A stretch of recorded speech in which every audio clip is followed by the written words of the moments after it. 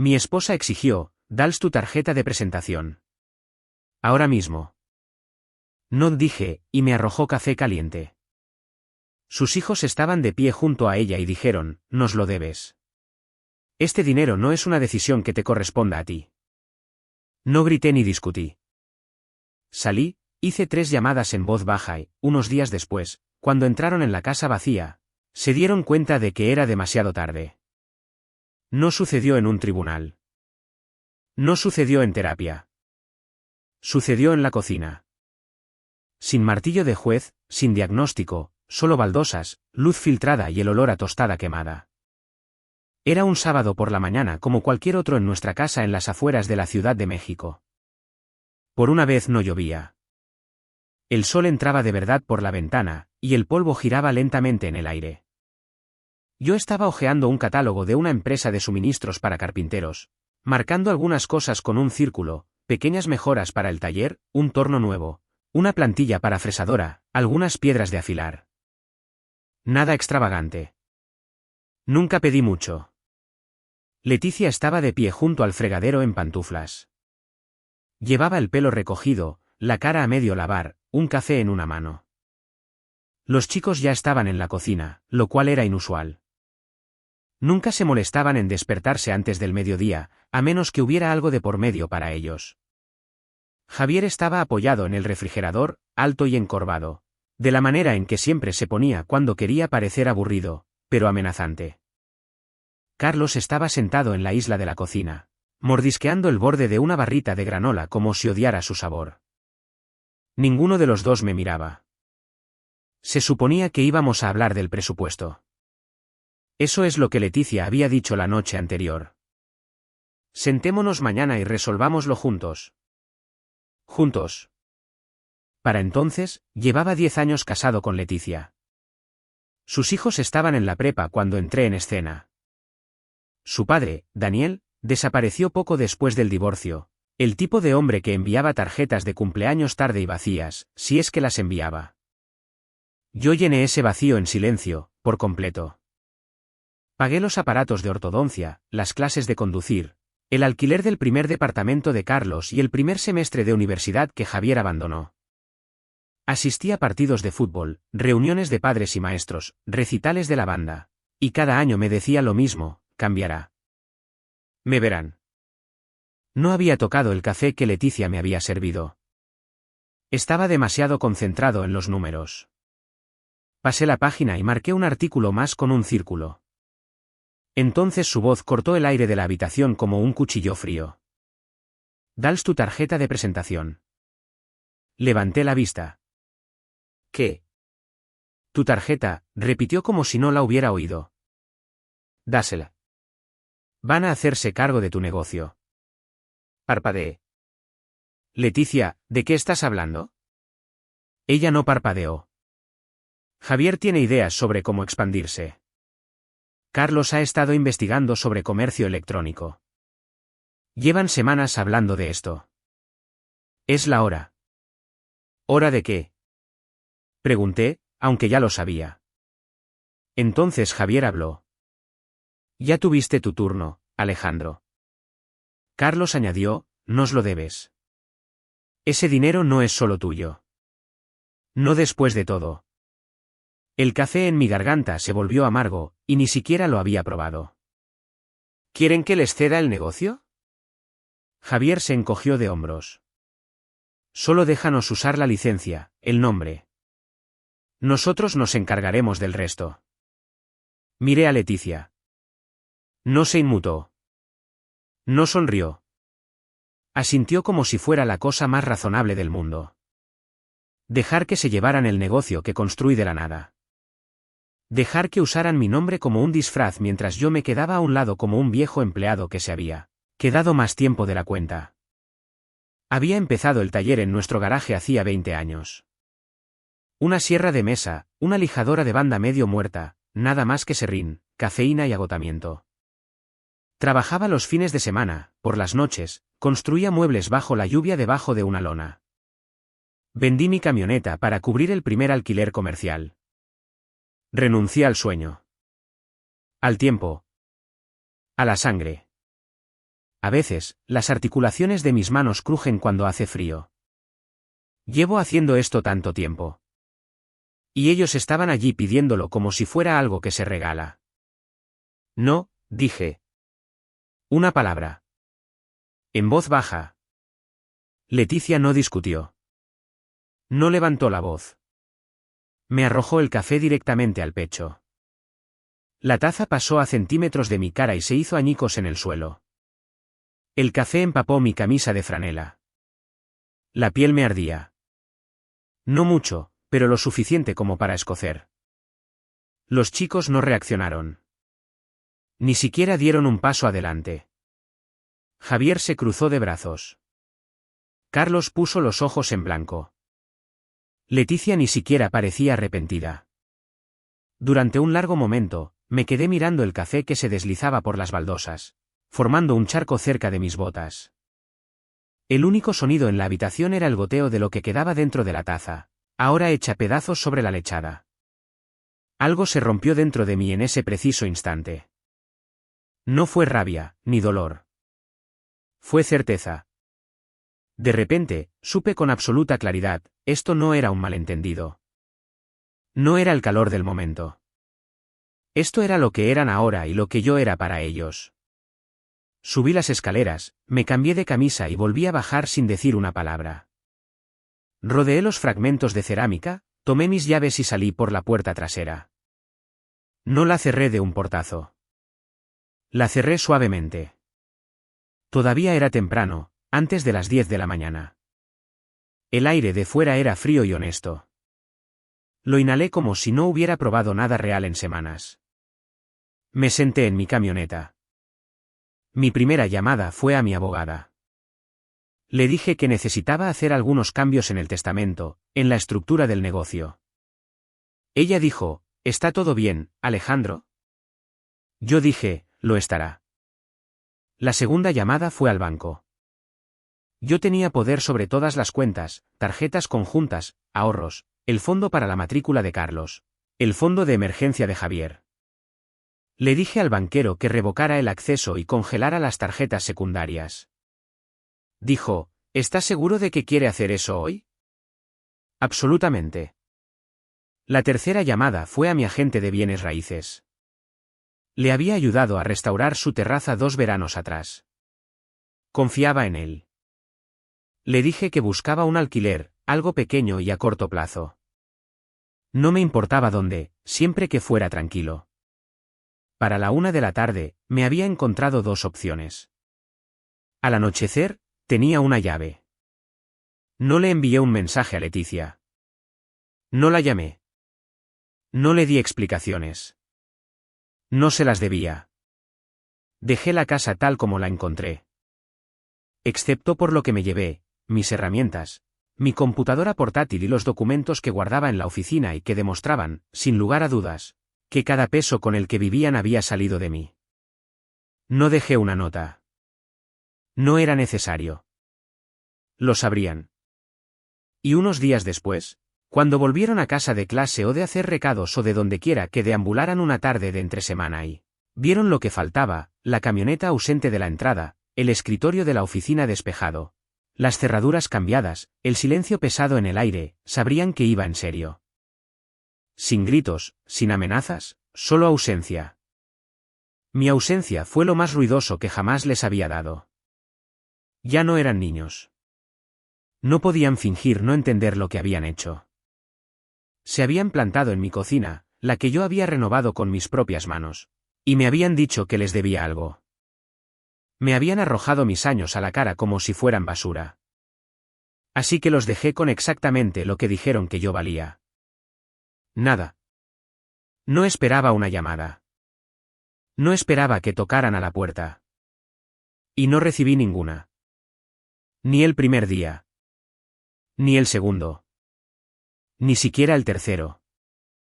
No vinieron a buscarme. No de inmediato. Quizá pensaron que me estaba calmando.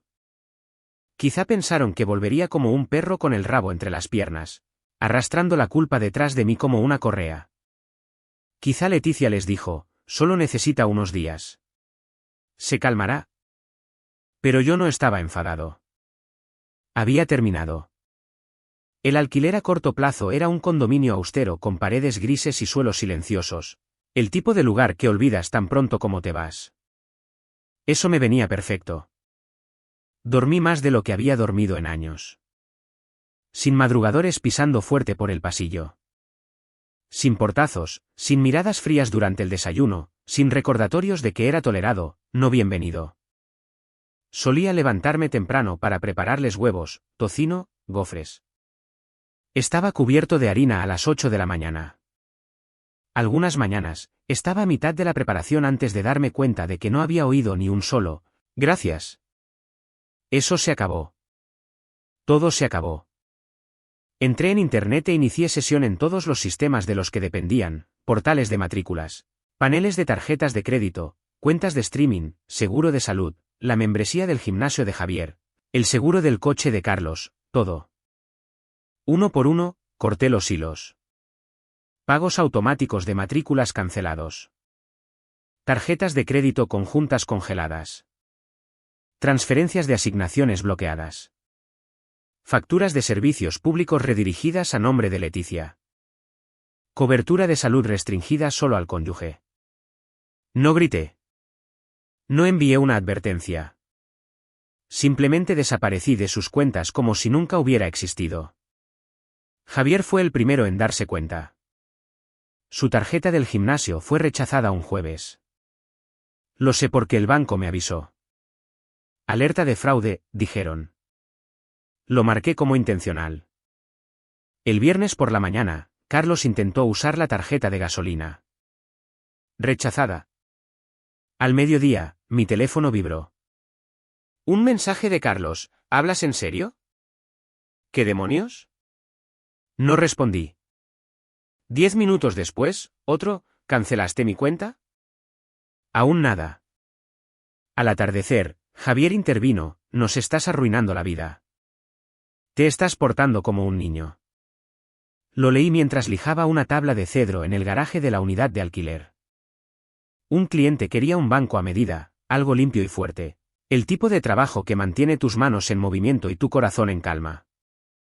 Miré las palabras de Javier, luego dejé el teléfono y volví al trabajo, porque no les estaba arruinando la vida. Les estaba dejando sentir el peso de lo que yo había cargado durante una década.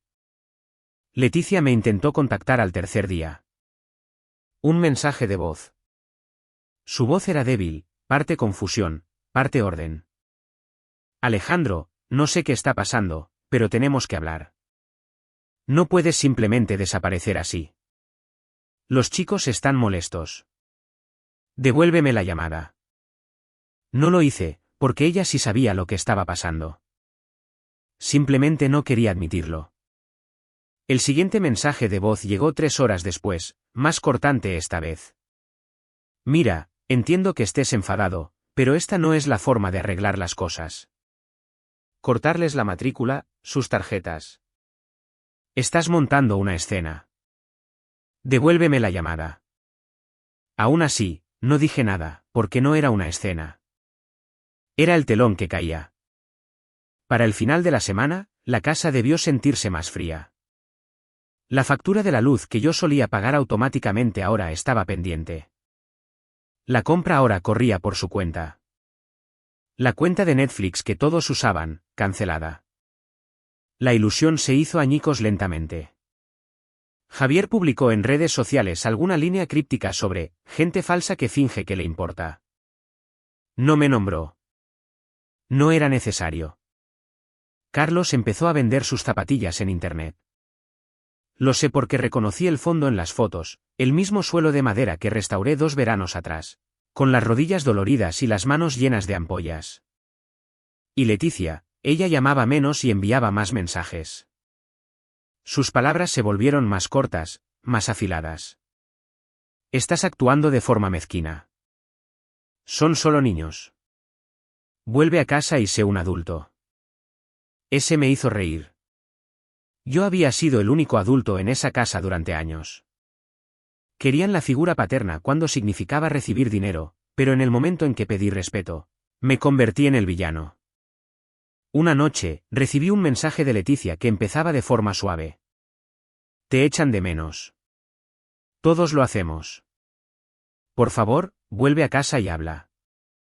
Luego, 30 minutos después, un segundo, increíble. ¿Vas a dejar que nos desmoronemos por una estúpida pelea? No fue una pelea. Fueron 10 años de ellos construyendo una torre sobre mi espalda y luego burlándose de las vistas. No solo me derramaron café encima. Derramaron desprecio y esperaban que me secara y siguiera sirviendo el desayuno. Empecé a hacer listas por las noches. No financieras, sino emocionales. Cosas que extrañaba, el silencio, terminar una taza de café mientras todavía está caliente, que no me interrumpieran a media frase, que me miraran a los ojos. Cosas que no extrañaba, fingir que era parte de sus bromas internas, que hablaran a mi alrededor pero no conmigo, pagar por cosas a las que no me invitaban, escuchar a Leticia defender su falta de respeto como si fuera el clima. Solo tienes que esperar a que pase. Una semana se convirtió en 2. No vinieron a buscarme, ni una sola vez. Fue entonces cuando supe que no querían que yo volviera. Solo querían la vida que les daba. Carlos finalmente me llamó. Su voz temblaba, como si no quisiera llamar pero no pudiera permitirse no hacerlo. Oye. Sé que estás enfadado. Estuve fuera de lugar. Todos lo estuvimos. No me di cuenta de lo mucho que estabas haciendo. Supongo que simplemente pensé que era normal. Dejé que el silencio se prolongara lo suficiente para que lo sintiera. Luego dije, no es normal que te traten como a un mueble. Se quedó en silencio. Podía oír su respiración. Lo siento, dijo. No sabía lo que estaba diciendo. No colgué, pero tampoco lo perdoné, porque el perdón no llega con un simple, lo siento. Llega con el cambio. Y nada había cambiado. Todavía no. Javier envió un mensaje al día siguiente. Sin emoticonos, sin insultos, solo 7 palabras, ¿tú estuviste ahí? Él nunca lo estuvo. ¿Perdón? Lo leí, cerré el teléfono y lo puse boca abajo. Hubo un tiempo en que habría llorado al leer eso. Ahora, simplemente me cansaba. Leticia no volvió a escribirme durante 4 días. Cuando lo hizo, fue diferente. Cord. Ahora lo entiendo. Dejé que esto pasara. No respondí. No se equivocaba. Había dejado que me usaran. Había dejado que se apoyaran en mí. Había dejado que tomaran y tomaran y tomaran, para luego fingir que yo no era más que un invitado con una tarjeta de débito. La primera vez que Javier dijo, no eres mi verdadero padre, ella no dijo ni una palabra. Ese silencio se convirtió en su sello distintivo. Solía decirme a mí mismo que el amor consistía en la paciencia, en dar más de lo que se recibe, en estar ahí incluso cuando no te dan las gracias. Pero eso no es amor. Es servidumbre. Y yo había servido durante suficiente tiempo. En la quietud de ese garaje alquilado, bajo el zumbido amarillo de una sola bombilla, pasé los dedos por el borde de una mesa terminada. La veta se curvaba como olas. La madera tenía peso, honestidad, resistencia. Recordé lo que se sentía al construir algo y que se mantuviera en pie. A diferencia de la familia que intenté construir. Esa se desmoronó en el momento en que me alejé, un cimiento construido sobre mi trabajo y su derecho adquirido. Tuvo que ser mi partida para que se dieran cuenta de quién había sostenido el techo. Y ahora que goteaba, se apresuraban a buscar cubos. Bat ni una vez, ni una sola vez. Preguntaron cómo se sentía que te lloviera encima todos los días durante 10 años. Pasaron 2 meses. No rápido, no limpio, solo un desenredo lento y doloroso, un hilo del que se tira hasta que toda la tela se deshace. Vivían sin mí, pero no realmente. Vivían sin mi presencia, mi voz, mis manos, pero no sin mi ausencia. Esa parte los seguía a todas partes. Aparecía en el buzón, sobresmarcados como último aviso. Saldo pendiente. Se requiere acción inmediata. Resonaba en sus teléfonos con llamadas perdidas de departamentos de facturación. Se instalaba en su casa como una niebla, silenciosa, fría, pesada. Las cuentas bancarias que una vez había llenado sin comentarios estaban vacías. La matrícula de la universidad que pagaba por adelantado cada semestre ahora estaba vencida. Las solicitudes de préstamo estudiantil de Carlos fueron denegadas 2 veces. Javier tuvo que abandonar su última clase, no podía permitirse los materiales. A la escuela no le importa quién te crió, solo quién paga. Acudieron a Leticia, esperando que ella tapara el agujero. Pero no estaba preparada. Ni de lejos. Porque durante 10 años, no tuvo que estarlo. Tenía un compañero que se preparaba de más, que pagaba extra, que cubría todas las bases y todos los planes de respaldo. Ella solo tenía que asentir, a veces sonreír, y la máquina seguía funcionando. Ahora el motor se había ido, y todo lo que tenía era la carcasa. Hoy que intentó llamar a su padre, Daniel, el gran desaparecido, el hombre cuya ausencia siempre llegaba justo a tiempo. No contestó. O tal vez sí lo hizo y dijo lo que siempre decía, veré qué puedo hacer. Luego, silencio. Ya se había desvanecido antes.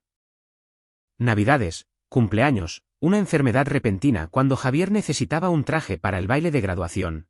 Una llanta pinchada cuando Carlos necesitaba ayuda para mudarse a la residencia universitaria. Siempre alguna excusa. Siempre alguna distancia entre ellos y la verdad. No iba a venir. Yo fui el que vino, el que se quedó, el que pagó. Pero ahora yo también me había ido. Y esta vez, no fue porque desaparecí. Fue porque finalmente les había creído cuando me dijeron que no pertenecía allí. No me regodeé. No espié. Pero oía cosas. Amigos en común, un vecino, un cliente que también daba clases en la Universidad de Carlos. ¿Creí que te habías mudado?, preguntó. Algo así, dije. Él asintió. Ha abandonado, ¿verdad? Es duro ver a un chico listo caer en picada.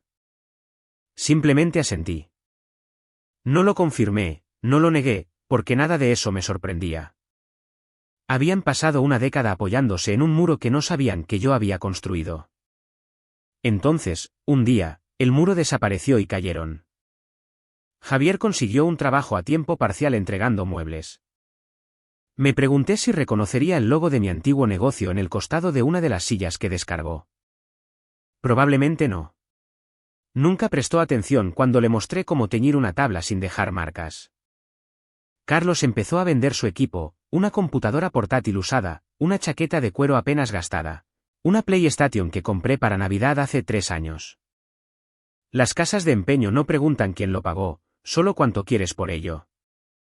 Yo seguía en el alquiler, seguía trabajando, seguía construyendo. El negocio no se detuvo cuando los dejé. De hecho, mejoró. Tenía más tiempo, más concentración. Nadie con quien discutir sobre dinero, nadie que me socavara en mi propia cocina. Los pedidos aumentaron. Se corrió la voz. Una reseña calificó mi trabajo de embrujado por la precisión. Me gustó eso. Cenaba en silencio la mayoría de las noches. A veces sopa, a veces solo pan y queso. Siempre caliente. Siempre entero. Sin platos a medio comer pudriéndose en el fregadero. Sin chicos que se burlaran de lo que cocinaba para luego pedir comida a domicilio a mis espaldas. No era alegría lo que sentía, pero era algo cercano a la paz. Y entonces Leticia tocó la puerta. No fuerte, solo 3 toques suaves. No respondí de inmediato. Ni siquiera me moví. Solo me quedé mirando la puerta, respirando lentamente, como si escuchara al viento intentar hablar. Esperó, y luego volvió a tocar. Alejandro, dijo. Por favor. Abrí. Parecía mayor. No cansada, no exactamente, sino con una delgadez en los ojos, como si algo en ella hubiera sido raspado hasta quedar limpio. Llevaba poco maquillaje, el pelo sin peinar. Sostenía su bolso como un escudo. ¿Puedo pasar?, preguntó. Me hice a un lado. Entró y se quedó en medio de la habitación como una invitada en casa de un extraño. No se sentó. No se lo ofrecí. Empezó a hablar, luego se detuvo, y luego lo intentó de nuevo. No sabía que se pondría tan mal, dijo. No me daba cuenta de lo mucho que estabas haciendo. No sabía que todo pasaba por ti. No respondí. Dejé que el silencio sostuviera la verdad. Dijeron que sería temporal. Javier dijo que tenía planes. Carlos juró que lo resolvería. Pero todo se está desmoronando. Aún así, no dije nada. Levantó la vista. Cometí un error. Levanté una ceja. ¿Un error? Dije. ¿Cuál? Parpadeó. Dejar que te hablaran así. No detenerlos. No detenerme a mí misma. Yo. No sé en quién me convertí.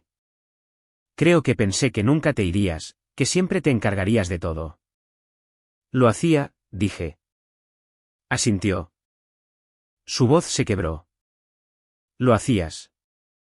Miró alrededor del piso de alquiler como si fuera la escena de un crimen. Están enfadados, pero está cambiando. Javier empezó a hacer preguntas sobre el negocio, no sobre cómo apoderarse de él. Preguntas de verdad. Sobre cómo funciona, lo que cuesta, cómo empezaste. Incluso dijo que quería hablar contigo. Dejé que eso quedara en el aire. Dio un paso adelante. Carlos dijo que lo sentía de nuevo, pero creo que esta vez lo decía en serio.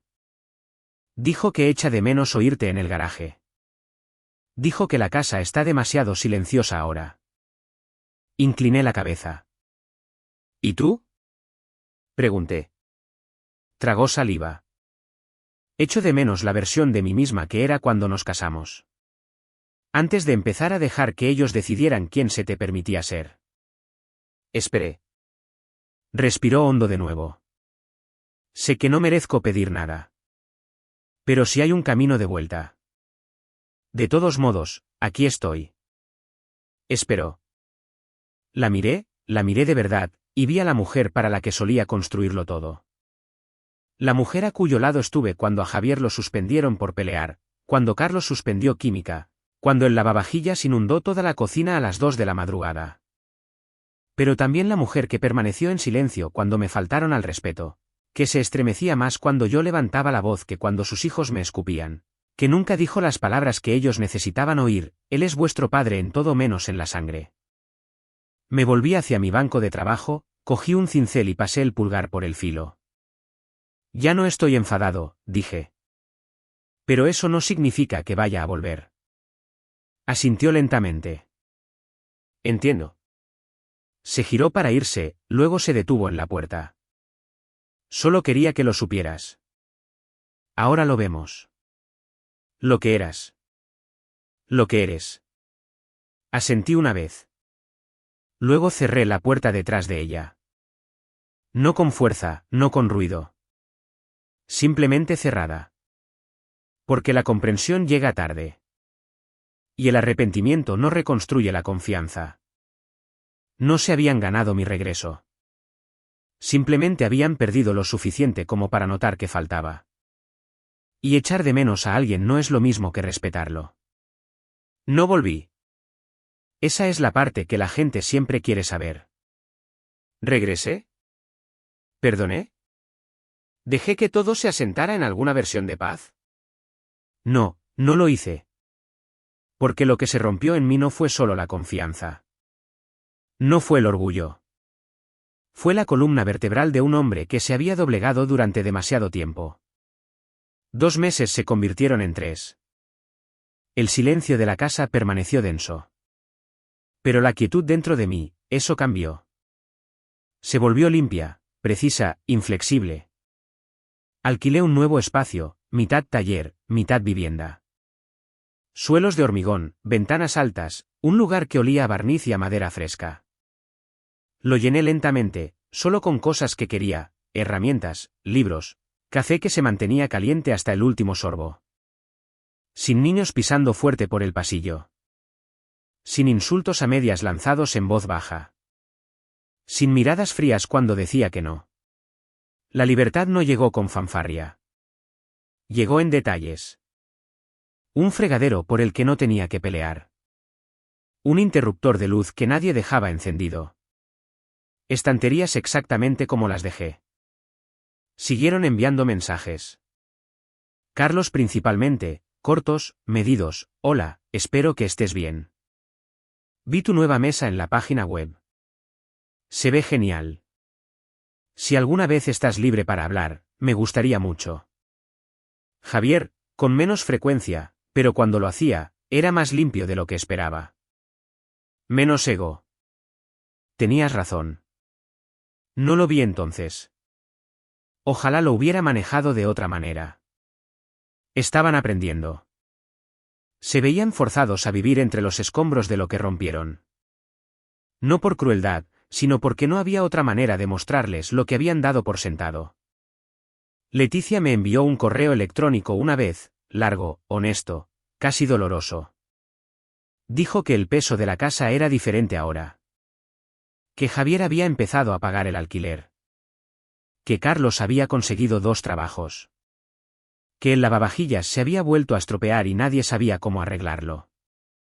Dijo que nunca se dio cuenta de cuánto yo llenaba los huecos, esos que nadie veía hasta que se abrían como grietas en un lago helado. Escribió: sigo esperando oír la puerta del garaje por la tarde. Nunca me di cuenta de cuánto de ti había en este lugar hasta que desapareció. No te protegí de su desprecio. Me decía a mí misma que mejoraría, que estaba manteniendo la paz. Pero la paz no es silencio, es respeto. Y no les enseñé eso. Lo leí 2 veces. Luego cerré la pestaña. No respondí porque algunas cosas pueden ser verdad y aún así no ser suficientes. Puedes arrepentirte de algo con todo tu ser y aún así no tener permitido volver al lugar que destruiste. No eran malvados. Simplemente eran egoístas. Y el egoísmo es un fuego que arrasa una casa cuando nadie se detiene a ver el humo. Pasé por delante de una foto el otro día, una que no había visto en años. Un viaje familiar, probablemente de hace 7 años. A Valle de Bravo. Estamos de pie cerca del muelle. Javier sonríe a medias. Carlos pone alguna cara tonta. La mano de Leticia está en mi hombro. Yo estoy sonriendo, cansado, con los ojos tiernos, el tipo de sonrisa que proviene de un hombre que todavía cree que está construyendo algo. Ya no sé quién es ese hombre. Recuerdo ese viaje. Lo pagué todo. Conduje todo el camino, reservé la cabaña, hice la parrillada todas las noches. Arreglé la fuga debajo del fregadero cuando el dueño de la cabaña no contestó. También recuerdo que me dijeron 3 veces que me relajara, cada vez que pedía ayuda. Recuerdo a Javier diciendo: no es como si te hubiéramos pedido que hicieras todo esto. Recuerdo a Leticia diciendo: estás exagerando. Son solo niños. Siempre eran, solo niños, hasta que llegaban las facturas, hasta que necesitaban el alquiler, la compra, el seguro de salud, una segunda oportunidad. Entonces, de repente, volvían a ser adultos, unos con derechos adquiridos. Y eso es lo que pasa con dar. Si lo haces durante suficiente tiempo sin ser respetado, se pudre. Se convierte en amargura. No porque quisieras un pago, sino porque querías presencia, reconocimiento, un asiento en la mesa que construiste. En cambio, usaron mis manos para construir su comodidad y luego las apartaron de un manotazo cuando busqué la dignidad. Ahora lo veo. Lo que debería haber hecho años antes, trazar la línea, exigir más, negarme a aceptar el, casi respeto, como suficiente. Pero seguí dando, seguí trabajando, seguí perdonando, hasta la mañana en que ella arrojó su café. Hasta la mañana en que dijeron que el dinero no era mío. Hasta el momento en que me dijeron con la voz más tranquila y fría: nos lo debes. Ese fue el último clavo en el ataúd. Porque no le debo nada a nadie que pueda mirarme a los ojos y decir que no soy real. Fui real cuando pagué sus facturas médicas. Real cuando les enseñé a conducir. Real cuando me quedé hasta tarde construyendo estanterías para sus habitaciones. Real cuando vendí un armario a medida solo para pagar el alquiler durante la temporada baja. Pero me volví invisible en el momento en que pedí respeto. ¿Y ahora? Ahora finalmente soy libre de esa casa, de ese papel, de las interminables y cambiantes reglas del juego de ser, papá, cuando es conveniente, extraño, cuando no lo es. Javier podría convertirse en un hombre algún día, uno bueno. Veo destellos de ello en la forma en que sus mensajes ya no son cortantes. Ha probado la humildad, permanece en la lengua más tiempo que la ira. Carlos también está aprendiendo que la vida no tiene planes de respaldo para las personas que queman puentes antes, incluso de haberlos cruzado. Y Leticia, ella vive en las ruinas de su propio silencio. Quizás encuentre la paz. Quizás no. No le deseo sufrimiento. Simplemente no le debo nada más. La gente dice que la familia es para siempre. Solía creerlo. Pero he aprendido algo mejor, la lealtad no es biología, es comportamiento. Y cuando esa lealtad se rompe, la sangre no importa. El nombre no importa. Lo que importa es quién estuvo ahí, quién se quedó, quién se sacrificó y quién fue expulsado cuando pidió algo a cambio. Así que aquí estoy, solo pero no vacío, silencioso pero no amargado, todavía construyendo. Solo que no para cualquiera que piense que mi valor termina en la billetera. Me siento en mi nueva mesa, de roble hecha a mano, acabada con esmero, y bebo café mientras todavía está caliente. Nadie lo arroja. Nadie me dice que les debo algo.